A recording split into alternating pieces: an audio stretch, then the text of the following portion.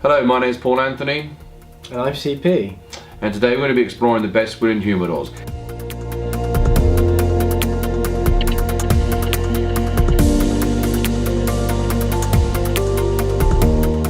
That's a pretty broad question, as the best for you may not be the best for me or the best for Charles-Philippe, but we're going to try and do our best.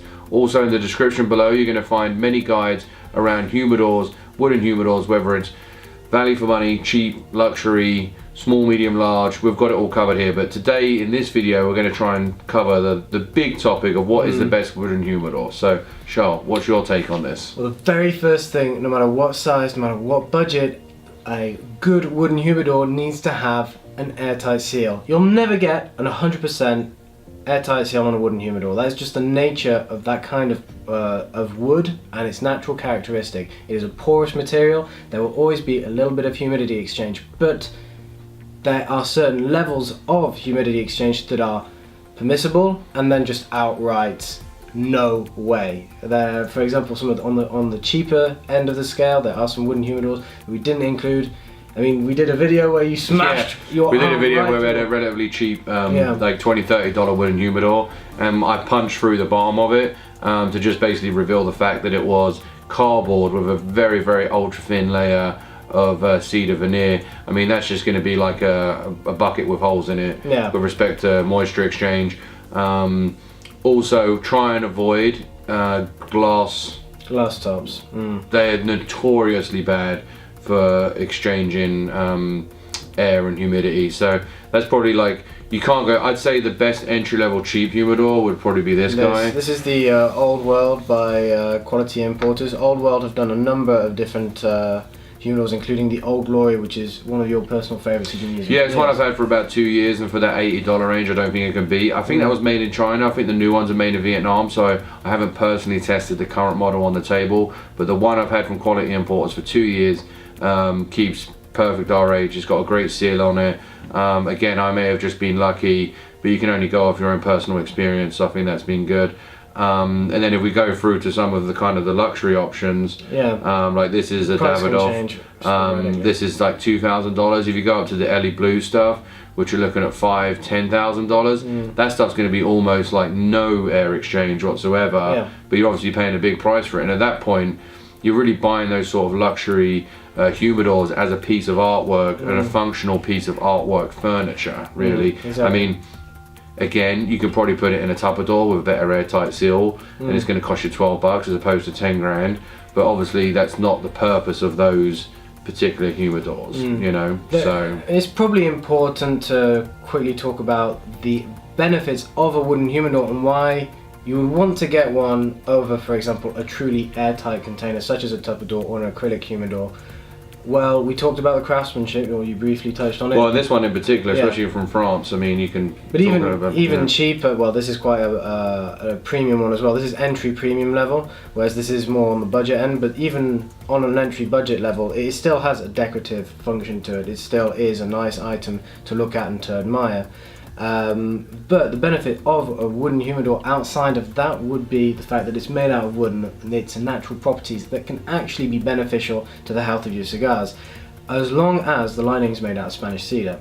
Yeah, I know a lot of guys, when they actually open their humidor, they get the smell coming out from you know, the humidor, which, you know, you kind of get that olfactory trigger, makes them salivate, etc. Just as a quick note, this video isn't really a top 10 of what to buy. We actually cover that on bespokeunit.com/cigars, where we keep an up-to-date buying guide on the best humidors, the best wooden humidors to buy, whether it's best in general or per different categories. So check the top link below where we cover that. But sorry, just in case you guys are chomping at the bit, because I mean, you know, show us the humidors then. Yeah, show us the humidors. But you know, this is a guide to really kind of more stimulate your, you know, your thought process with, you know, why do I want a wooden humidor? Maybe that trigger when you walk into a walk-in humidor and you get that smell. You get that same smell when you open, you know, a wooden humidor. That is worth the cons of you know, the expense, the maintenance, Well, etc. Wooden humidors do have, well, Spanish cedar does have other natural properties beyond the smell, which is quite interesting, that it's often overlooked. For example, Spanish cedar is a natural repellent to insects and pests such as worms and beetles, which can be, in high humidity areas, somewhat of a burden. They can be a real pest and they can just destroy an entire collection. So although they won't be as repellent as, say, using an actual insecticide, they still do have natural properties that ward them away.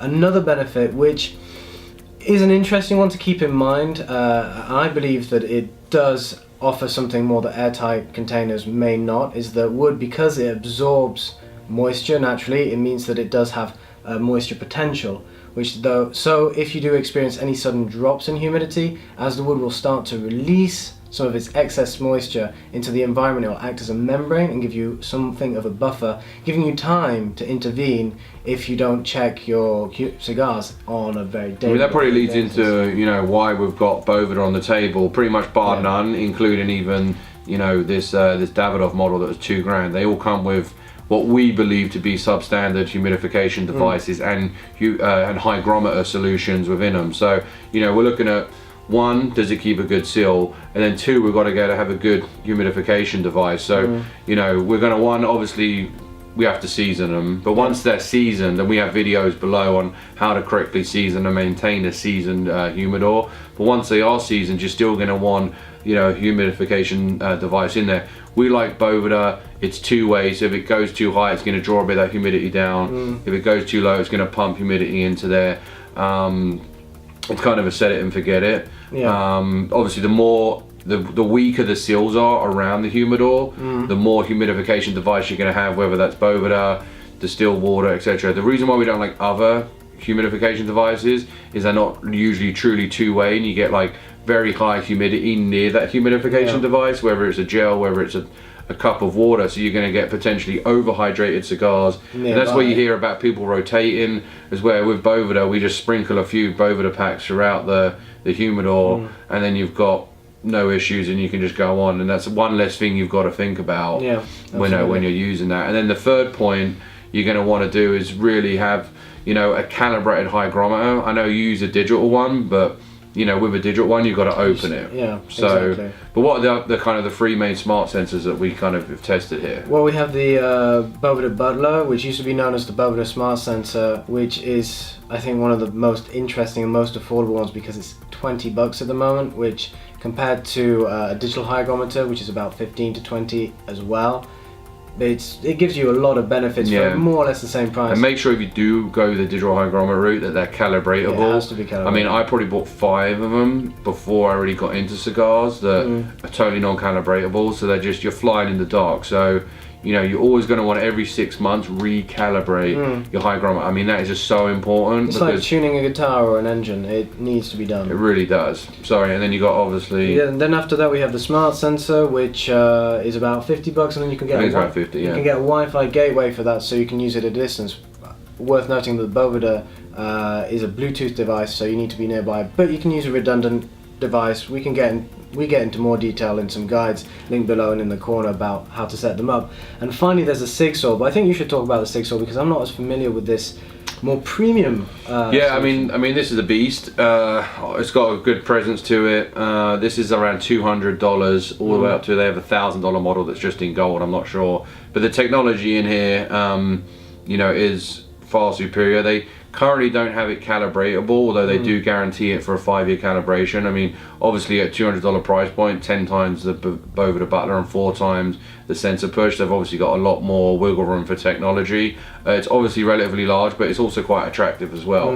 The thing is, this does not have Bluetooth. This connects to your own Wi-Fi, so if you're in a location such as a country club or the boathouse, or you're out on, for some reason, out on a golf course, whatever, but you're not within Bluetooth range, or well, even if you're within Bluetooth range, it's irrelevant if you don't have Wi-Fi because it only connects via Wi-Fi, as where the other two are Bluetooth and Wi-Fiable. The sensor push through the Bluetooth enabled device and then the gateway, and then the sensor through the Boveda Butler via its Bluetooth and then a redundant device. So that's the only major downside I find with the Sig Sauer, is that it hasn't got Bluetooth. However, it's been extremely strong. They all have apps that work really well. The Boveda app does take a little while sometimes to crank up, so that's like a downside of that one.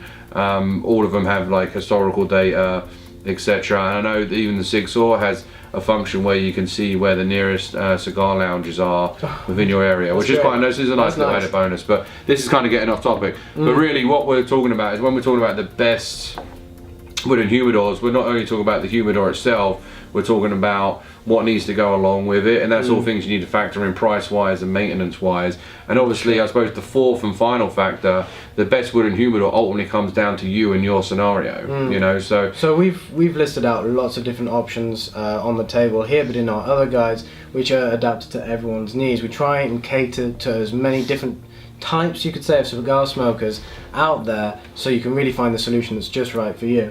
So yeah, if we've turned you off of wooden humidors, that's fine, because we have guides on how to create tupperdoors, airtight containers, or if this all just seems a little bit too much for you, then we are massive advocates of supporting your local cigar shops. So you know, those guys are usually a wealth of knowledge. They should hopefully keep their cigars in an optimal condition for you. So if you're an infrequent smoker, it might just be easier just to, I mean, I have a shop, well, 5-minute walk from the house, and then another one a 5-minute drive from the house. That I can pick up cigars on a daily basis. I don't have to worry about these storage solutions. But again, if you are someone looking into a wooden humidor or storing or collecting cigars, then you know, you've obviously got to start thinking about, you know, how you're going to do that, and the budget and the maintenance is required. I mean, speaking of maintenance, did we mention one of the most important bits of maintenance that you need to do to prepare your humidor? I don't think we did.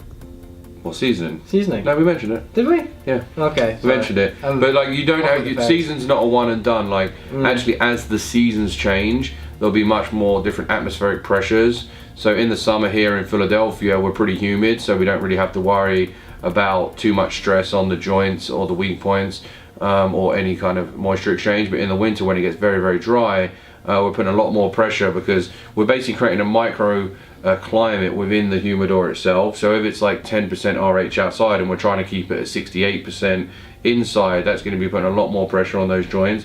So we may want to either one, reseason, or two, use a higher percentage humidity device. So with respect to Boveda, I may be using 72% packs in the winter, and I might drop that down to say a 65 or 69 pack in the summer. So but these are like living and breathing items, like you say. And I know I've had discussions with Rob Gagne over at Boveda, and I think even with their early brews, I think they're in a 5-year cycle to get the wood fully seasoned, and you know, that's like the most premium kind of humidor you can buy. So yeah, it's definitely an art and a science to it, but they are works of art, and they do keep your cigars, you know, nicely fresh. And obviously, I think that's the biggest benefit for you, is that waft of cedar smell when you open it. I do subscribe to that, and but really, I see my wooden humidor as more of a, wouldn't say short term, but these are cigars that I'm about to smoke, whereas I'll leave cigars for more long term storage in things like tupperdoors or airtight seals. Boveda bags are a great solution as well. Yeah, that's exactly how I do it. Yeah, move it to the wooden humidor. Within a couple of months, I'm going to be smoking these and enjoying them, so they can have that final touch, and then be brought to humidity, which is much more circular. So with all that being said, hopefully this is a good launchpad video for you to explore humidification at large and storage options at large. Obviously, as we've mentioned several times in this video, there are links below to these different guides, as well as going to bespokeunit.com/cigars for more written content, as well as up-to-date buying guides, as you, the community, and we find better and or different options. So, you know, as we've got 3 on the table here, I think we have a top 8 or 10 on there, but plus we have buying guides for different price levels and different amount of cigars that you may want to store.